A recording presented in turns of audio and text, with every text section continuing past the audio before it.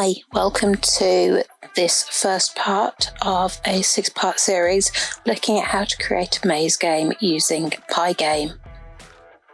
In this part, we will be looking at defining the structure for the game, initializing both the screen and the game loop, implementing the player character and making that player character respond to inputs from a keyboard.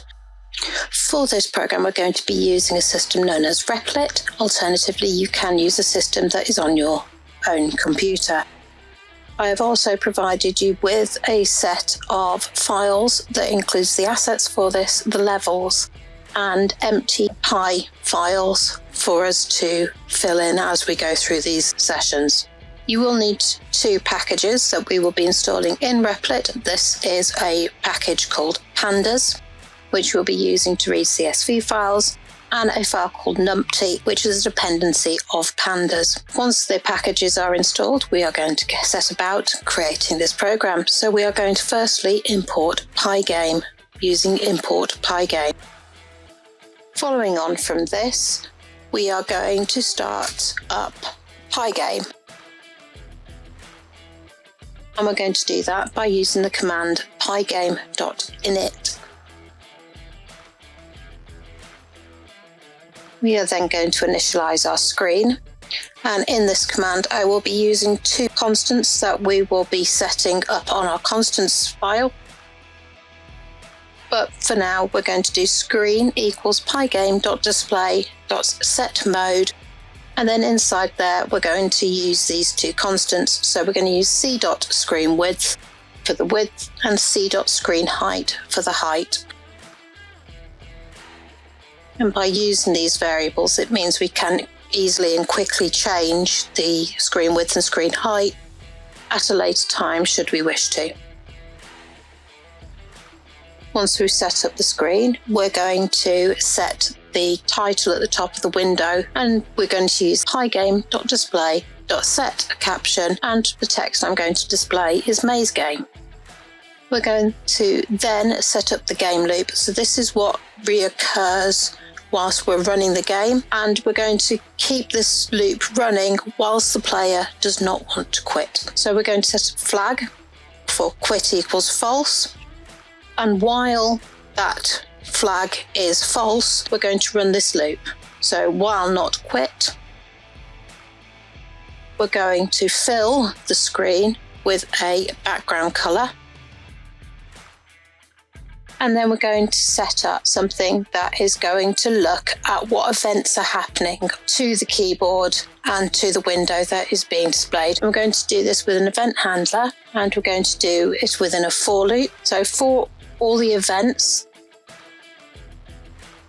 that are gathered by pygame.event.get, we're going to look through each of these events, and if they match one of our criteria, we're going to do something.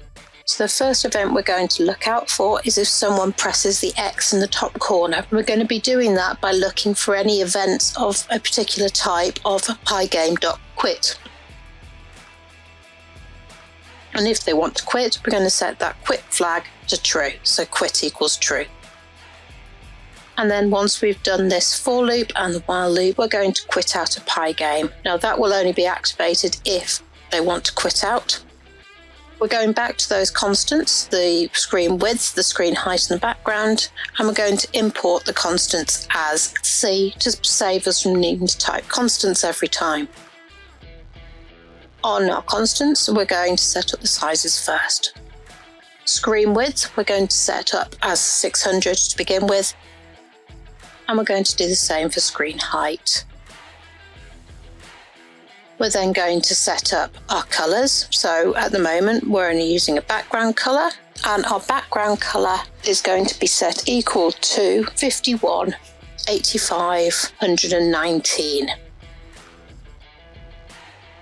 Heading back to the main.py file, I want the game to update our display every time. So I'm going to tell Pygame to, at the end of the while loop, display an updated version of the screen.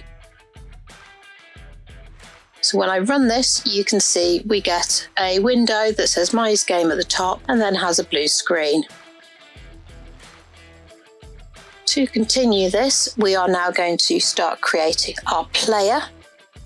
So our player is going to be a character, and we're first going to set it at position 100, 100.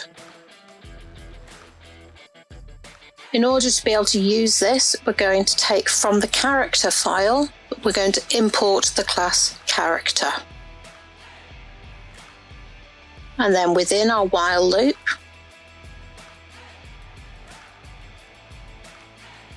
we're going to draw the character using player.draw, and we're going to draw it on the screen that we created. Going across to our character class, we're going to import Pygame, and we're also going to input the constants file as C, again to save us from needing to type constants every time. I'm just going to start setting up this class. So we're going to set up a class called character.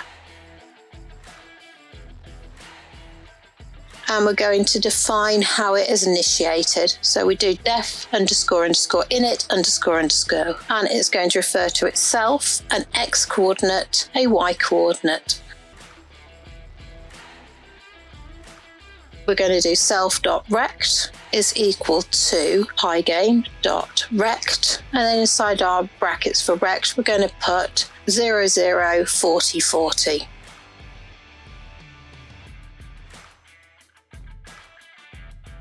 And then we're going to say that the self.rect.center is equal to that X and Y coordinate that we have fed into this. And we're going to define what it means to draw this character. And we're taking into this both itself and the surface that we're drawing it on. The command we're going to put inside this is pygame.drawRect, and we're drawing the rectangle on the surface in a red colour in the particular location of the rect for the instance of it. So going back to our constants, we're going to put red in, and the colour code for red is 25500. Just to run this, you can now see that there is a red rectangle on the window. At the moment, it doesn't really do anything. So let's make it do something. First, we need to set up the clock, and we do that by setting clock equal to pygame.time.clock. And then we're going to start thinking about the player's movement. So the player can move up, down, left and right. So to begin with, it's not moving at all. So we set all of these to equal to false. So moving up is false. Moving down is false. Moving left is false. And moving right is false. And then back into our while loop. We need to control the frame rate, how often things are going to be happening, and we're going to set the clock tick to equal to the number of frames per second that we want to set our program to. And again, we will be setting the frames per second in the constants file. We're then going to write some commands to calculate the player's movement. So to begin with, dx, so the distance moved across, is 0, and dy, the distance moved up and down, is also 0. So if the player is moving up, we are going to set that dy to be negative the player's speed, because if you are negative, you are moving further up the screen, and if you're positive, you're moving down the screen. So if you are moving down, we're going to set the dy to be the player's speed. For moving left, then we are going to set the player's dx to negative the player's speed, because negative means you're moving left and positive means you're moving right. So if we're moving right, we're going to set dx to be the positive value of the player's speed, and we're going to be setting the speed in the constants file shortly. But for now, we're going to sort out our event handlers because we are going to be using the keyboard to control how the player moves. We're going to set it up to use the WASD keys as well as the arrow keys.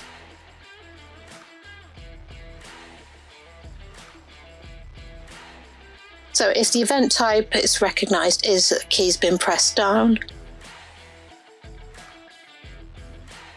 So if the event key that has been pressed is the up key or the W key, we are going to set moving up to be true.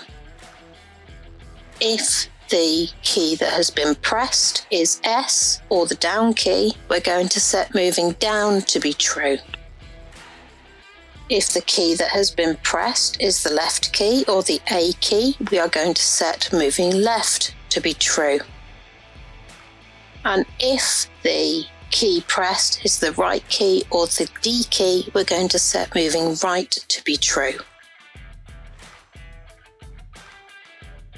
I have done this by copying and pasting the code because there's very little difference between each of the various if statements. It's just a matter of changing which flag I'm referring to and which key combinations it's looking at.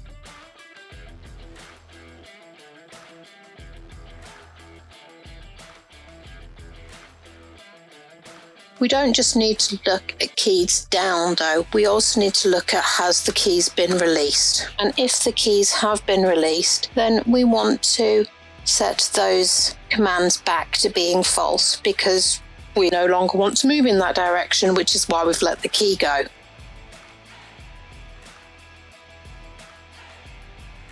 I am copying and pasting the code to make it a lot easier to do this. So if the event type that's been recognised is a key up and the key that has been released is up or W, then we're setting moving up to be false. If the key that has been released is the down key or the S key, we're setting moving down to be false. And if the event key is the left key or the A key, we're setting moving left to be false. And if the event key that has been released is right or D, we're setting moving right to be false. I do need to write a move method for the player, so we're going to call it here and write it shortly. So we're going to do player.move, and we're going to feed in the dx and the dy value into this. But let's set up these constants. These are related to our movements. Speed we're setting to 4 and FPS we're setting to 60. Right, moving back to our character. So we need to write this move method that we've already called in the main file, but let's write it here. So we're defining move, which uses the instance of itself as well as the dx and dy values linked to it. General movement. So the x value of our rectangle is going to increase by a value of dx and the y value is going to increase by a value of dy.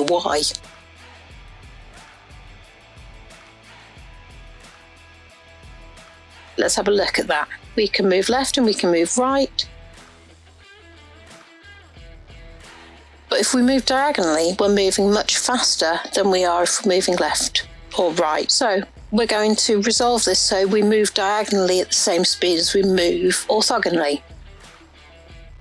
If both our dx and dy are not 0, then we're going to set a temporary value of the original dx and original dy to be equal to the dx and dy that's been fed in, and then we're going to change the dx to be equal to a mathematical formula.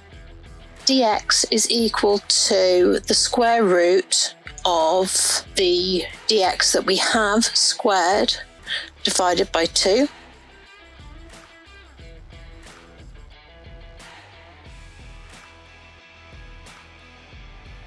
And dy is equal to the value of the square root of dy fed in squared divided by 2.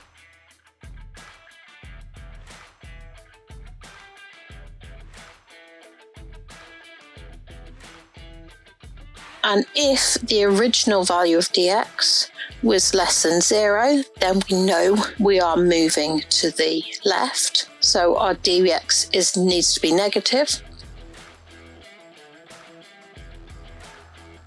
And if our original dy was less than 0, we know we're moving up. So our dy needs to be a negative value.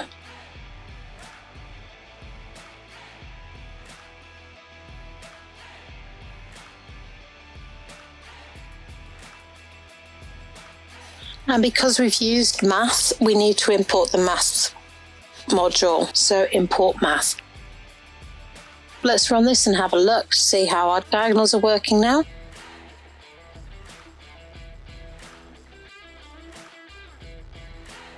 Everything seems to now be in order. So join us next part to animate the rectangle with an actual character.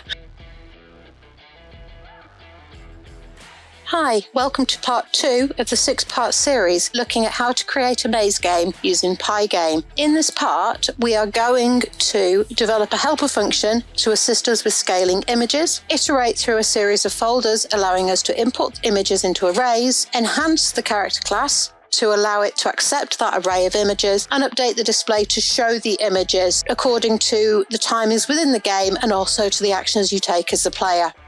So the first thing we're going to do is on main.py, we are going to create this helper function.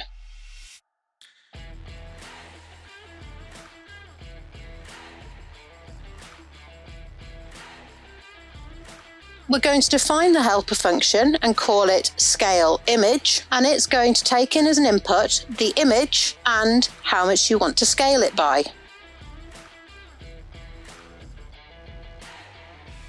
This helper function returns the results of using pygame.transform.scale with the input of the image, and then it uses the scale to specify how much it needs to be scaled by taking the image's width and multiplying it by the scale, and then the image's height and multiplying it by the scale to say that we want this image to be this particular height and this particular width.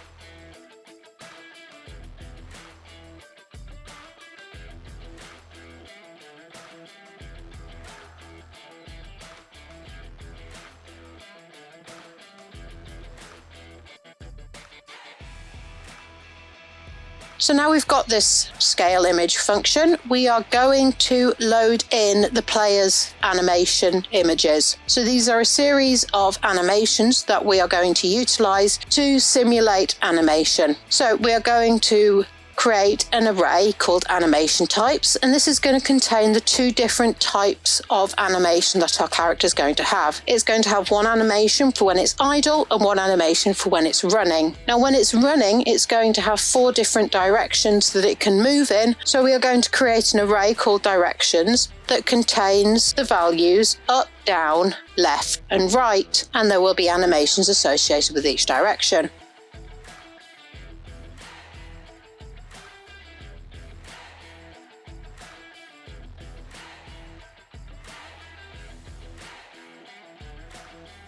We're then going to have an array called movement Annie, which we're going to set as an empty array to begin with. We are then going to go through a for loop, which is going to iterate through the animation types array, and we're going to create a temporary array called animation.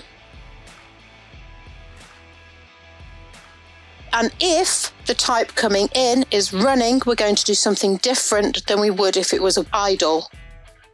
For each direction that the character is facing in the directions array, we're going to create a temp list array and then iterate through all of the files that are stored in a particular folder. Now there are 4 images for each direction, and we're going to create a variable called image, which is going to hold a Pygame image, and it's going to load from a folder called assets images character.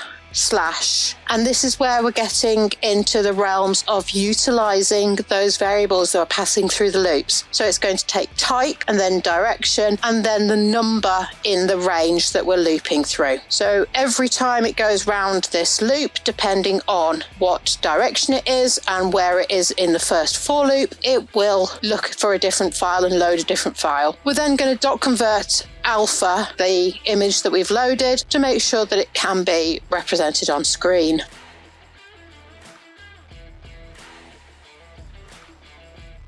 If you look at the folder that we're now showing you, you can see how in the up folder there are the 4 images.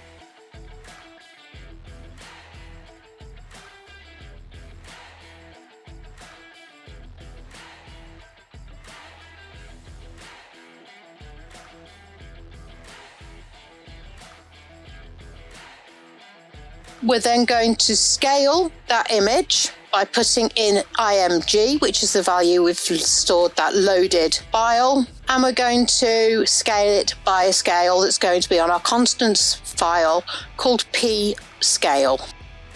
We're then going to append that item to our temporary list, and then we come out of this loop. Outside the loop, we're going to take all these files and append them to the animation list we created, and that will later be appended to movement_Annie. We're then going to look at the idle animations. Now, there are only 2 idle animations in this situation for all of the images in the range. It currently says 4. I will change it to 2 shortly. We're going to store the image as img, and we have updated the file reference to not include the direction variable because idle doesn't have a direction. So again, we're taking pygame image load, then the file location, and then we convert alphaing it to make sure it's suitable for representing on the screen. We're then going to scale it by the same scale amount using our helper function, and then we're going to append to the animation array this image.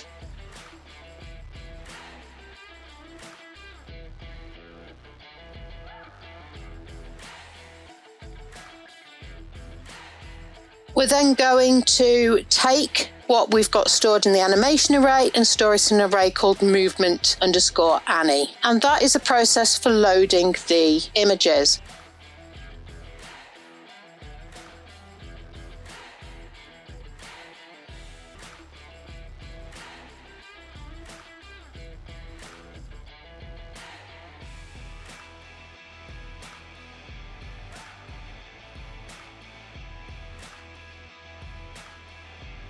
Going to move on to look at our player, where we created the character last part, and adding into what we're passing into character that movement_Annie array.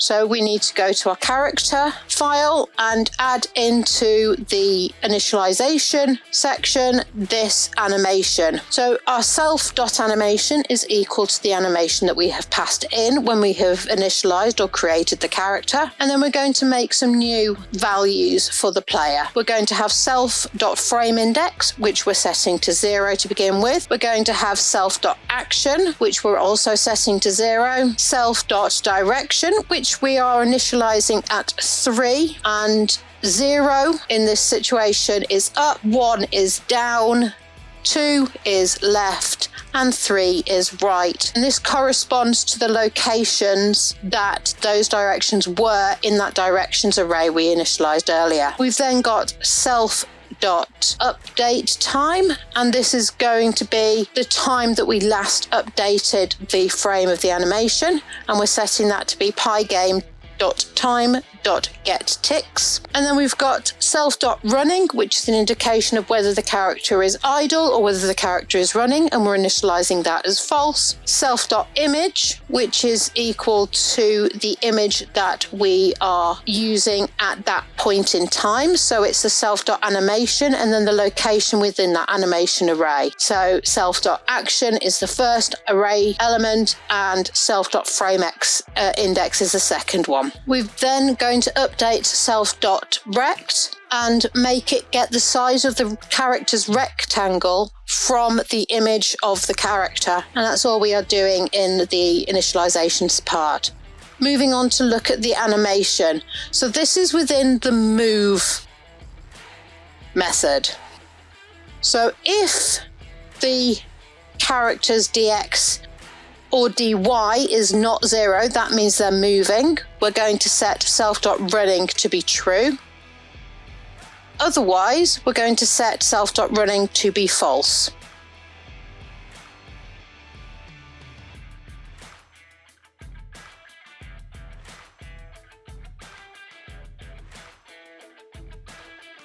We're then going to look at what direction is our character facing.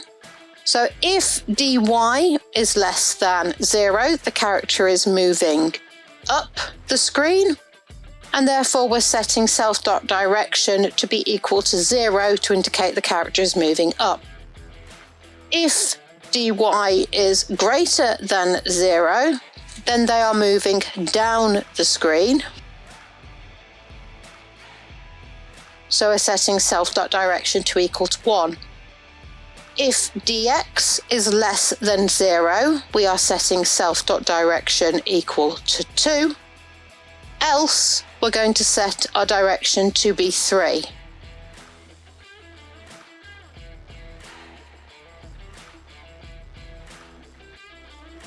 And we're doing elifs here. So these directions will have priorities. So if you are first, it will check up and down first, and then it will check left before it checks right.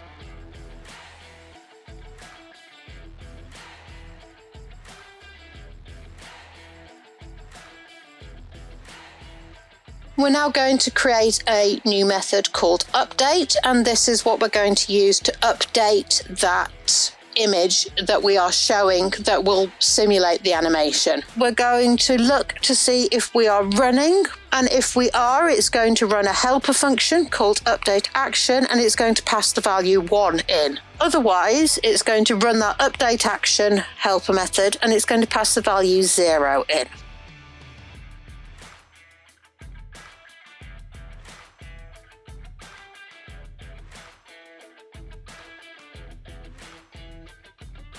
And the helper method, update action, takes in the instance of the character as well as the new action for it.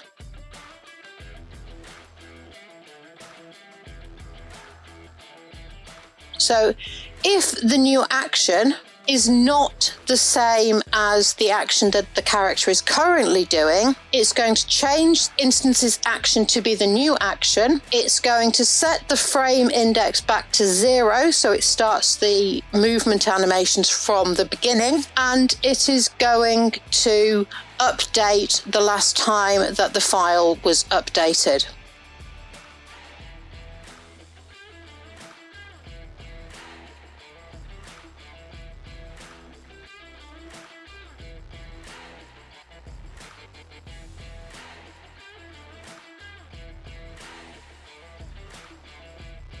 And moving back to the update method, we're going to set the animation cooldown to be twice the frames per second.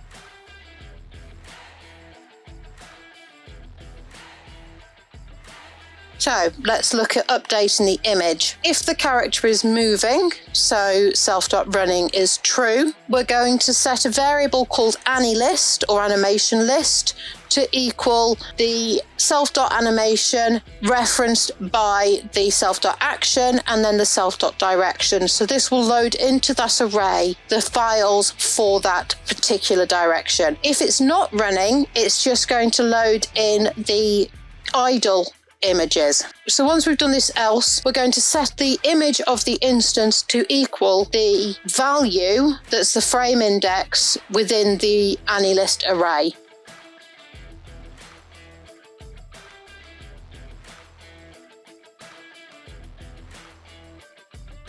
And if the current time on the system minus the last time we updated is greater than the cooldown time, we're going to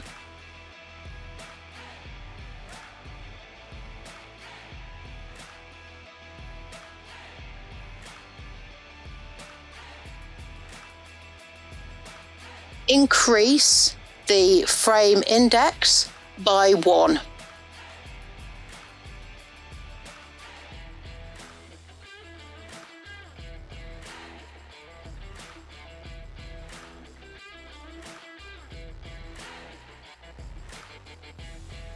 And then we're going to check to see if the value is still within the bounds of the array. So we're going to take the value that we've just increased and take the modulus of it by the length of the number of any list array.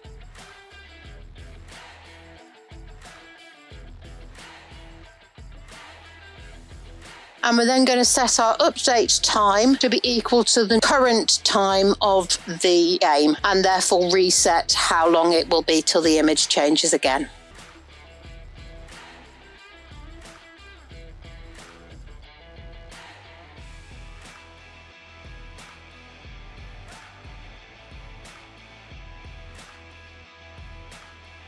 We're now going to go to our draw method.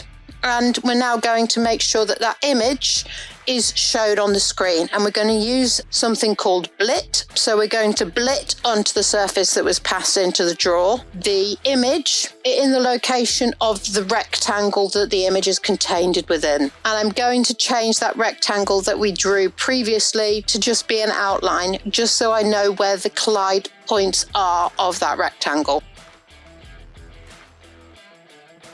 Moving back across to constants, we need to add in some new constants. So the first one we're adding in is p-scale. So this is the amount we're scaling the player's image, and we're going to set that to 1.5.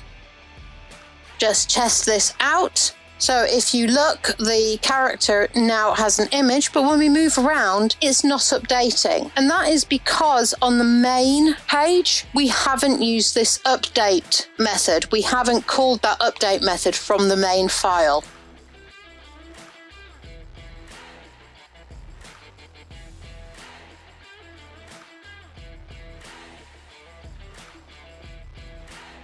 So moving over to the main file and going into the loop, the game loop, underneath where we moved the character, we're going to add in that we want to update the character as well.